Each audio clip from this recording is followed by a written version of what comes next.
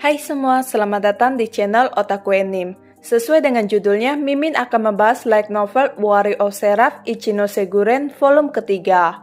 Awal pembahasan kita mulai dengan prolognya terlebih dahulu.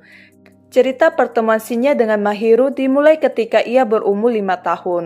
Pada saat itu, Shinya adalah seorang siswa di salah satu taman kanak-kanak yang dijalankan oleh Mikado no Oni. Shinya kemudian dipilih bersama dengan beberapa anak berbakat lainnya untuk menjadi calon pasangan bagi pemimpin pewaris klan Hiragi, Hiragi Mahiru sebagai Hiragi untuk menjaga garis keturunan mereka agar tetap kuat. Shinya tidak pernah diizinkan untuk pulang ke rumahnya lagi, dan orang tuanya akan menerima 300 juta yen dari Hiragi. Jika dirupiahkan itu sekitar 49 miliar rupiah. Dan juga peringkat mereka dalam Mikado no Oni akan naik beberapa pangkat.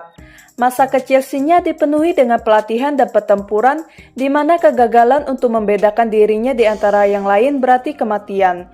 Hingga suatu hari pada usianya yang menginjak 10 tahun, Shinya dipilih dari kandidat lain dan diadopsi ke dalam klan Hiragi dan bertunangan dengan Mahiru, sementara kandidat lainnya terbunuh.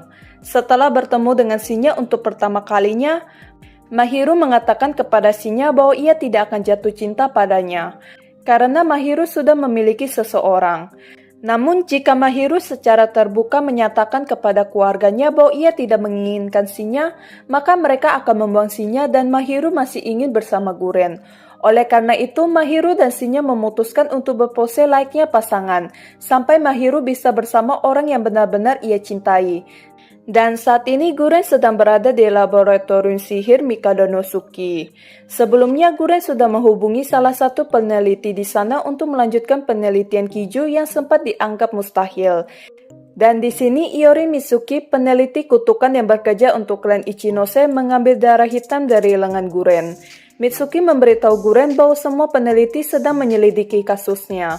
Dan Guren tampaknya memiliki jejak racun buatan manusia yang tidak diketahui dalam darahnya dengan kutukan yang tercampur. Mitsuki meminta izin untuk melakukan eksperimen manusia menggunakan beberapa orang Mikado no Suki yang setia. Meskipun itu dilarang di dalam klan Ichinose oleh Mikado no Oni di bawah Hiragi. Guren tidak mengizinkannya dan mengatakan bahwa ia akan menjadi subjek sebagai gantinya.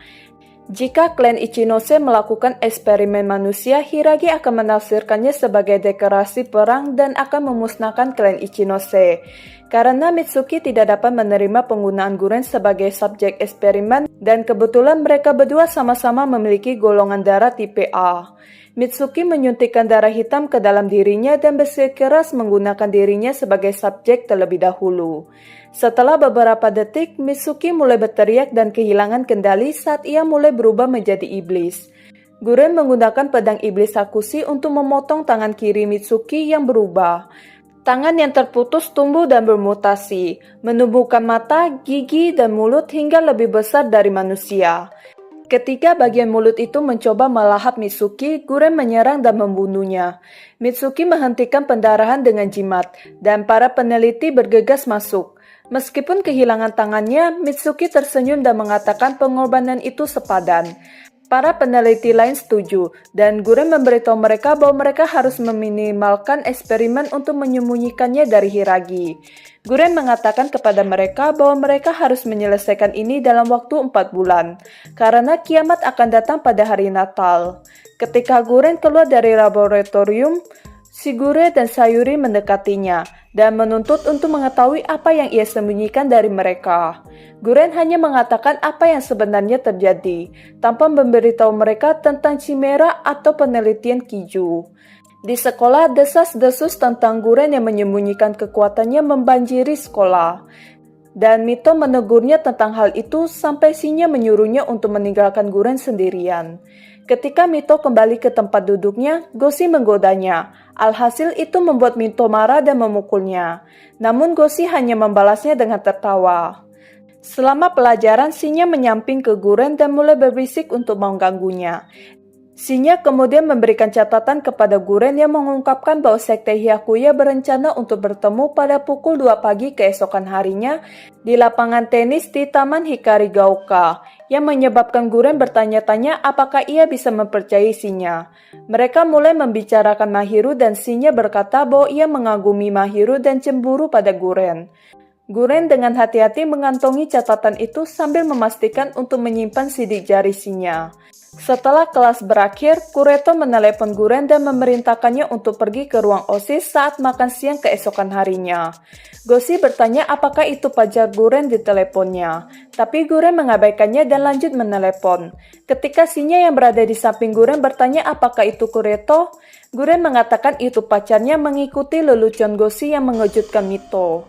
Guren lalu pergi tanpa menjelaskan leluconnya, tapi Shinya malah mengasihani Mito dan menjelaskan yang sebenarnya. Di koridor, Goshi mengatakan mereka semua harus pergi ke rumah Guren untuk bermain. Dan Shigure bertanya apakah ia harus membunuh mereka. Guren menepuk kepala Shigure sambil menyelipkan catatan padanya. Jadi Shigure bisa menyiapkan perlengkapannya untuk malam itu.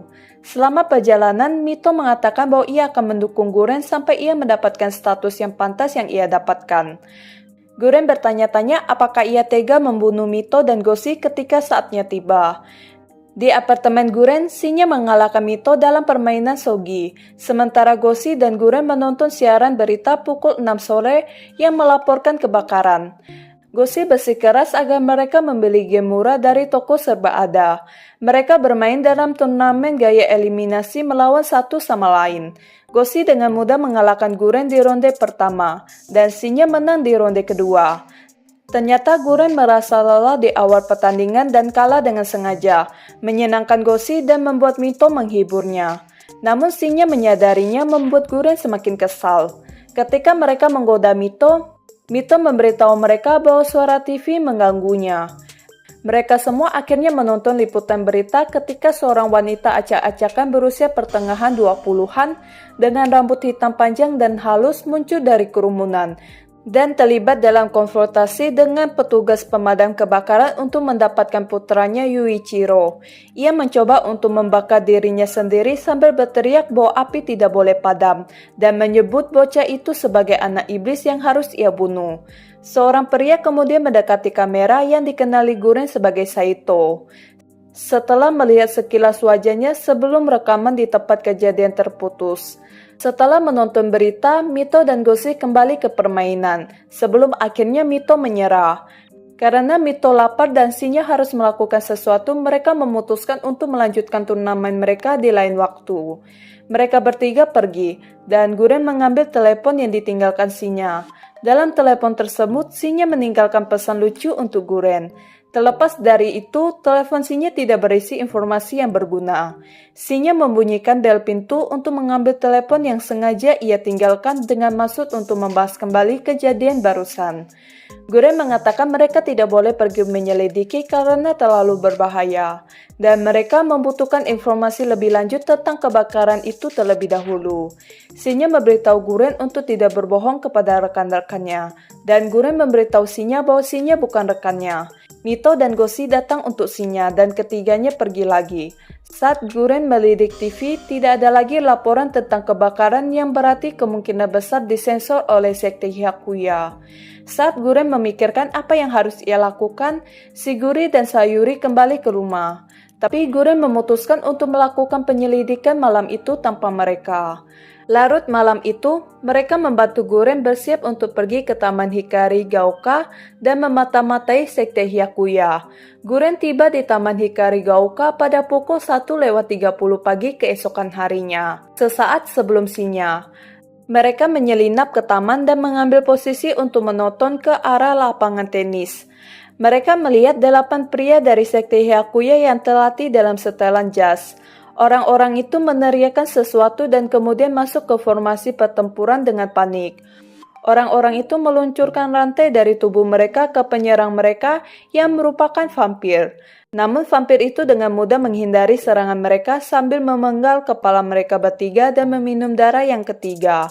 Dalam hitungan detik, vampir itu membunuh sisanya. Ia tidak terlihat seperti bangsawan. Saat vampir itu melirik ke arah Guren dan Shinya sambil menyeringai, keduanya langsung berlomba menuju motor masing-masing. Guren menabrakkan motornya ke arah vampir itu, tapi vampir itu dengan mudah menangkapnya dan mengeluarkan ban depannya. Saat Guren jatuh dari motornya, ia mengayunkan pedangnya dan bermaksud menebas vampir itu. Tapi lagi-lagi vampir itu bisa menghindar dan bersiap untuk menabrak Guren. Dalam situasi itu, Guren tidak bisa melarikan diri. Untungnya, Shinya datang di waktu yang tepat mengayunkan tangannya dan ditangkap Guren. Keduanya pun melarikan diri. Mereka menghancurkan taksi dan Guren melempar Fuda yang meledak ke vampir itu. Salah satu ledakan berhasil membakar kaki vampir itu, tapi dengan cepat beregenerasi. Vampir itu mengabaikan fakta bahwa pakaiannya terbakar dan terus mengejar mereka. Meskipun melaju secepat mungkin, vampir itu dengan mudah mengejar mereka. Guren memotong tangan kanan vampir itu yang menyebabkan vampir itu menghentikan pengejarannya. Mereka menghindari lalu lintas tetapi memecahkan kaca spion yang mengenai dahi Guren. Karena vampir itu tidak lagi mengejar mereka, Guren menyuruh Shinya untuk melambat. Shinya mengatakan bahwa mereka akan ditangkap jika ia melakukan itu. Karena Guren memegang pedang dan tidak memakai helm, Guren mengatakan ia tidak ingin mati karena kemampuan mengemudi yang rendah. Shinya akhirnya melambat dan mereka masuk ke sebuah gang. Guren bertanya-tanya mengapa vampir menjadi lebih aktif akhir-akhir ini. Guren menganggap bahwa Mahiru mungkin yang memicu semua itu. Guren berterima kasih kepada Shinya karena telah menyelamatkannya dan mengatakan bahwa ia lebih mempercayai Shinya dan mereka berpisah untuk pulang. Lebih dari 3 jam kemudian, Guren kembali ke rumah dengan luka berdarah di dahinya dan disambut oleh Shigure dan Sayuri yang panik. Mereka berdua mulai menangis. Guren mengingatkan mereka untuk tidak menyentuh darahnya, dan kemudian memberitahu mereka untuk pergi ke Aichi untuk pemeriksaan jika darahnya mencemari mereka. Guren merasa lega ia meninggalkan mereka berdua, karena mereka pasti akan terbunuh oleh vampir itu. Guren mandi dan akhirnya ambruk ke tempat tidur setelah jam 4 pagi, tapi ia tidak bisa tidur lagi setelahnya. Oke guys, mungkin sekian dulu pembahasan kali ini. Terima kasih bagi yang sudah mendengarkan pembahasan ini dan sampai jumpa lagi pada pembahasan berikutnya.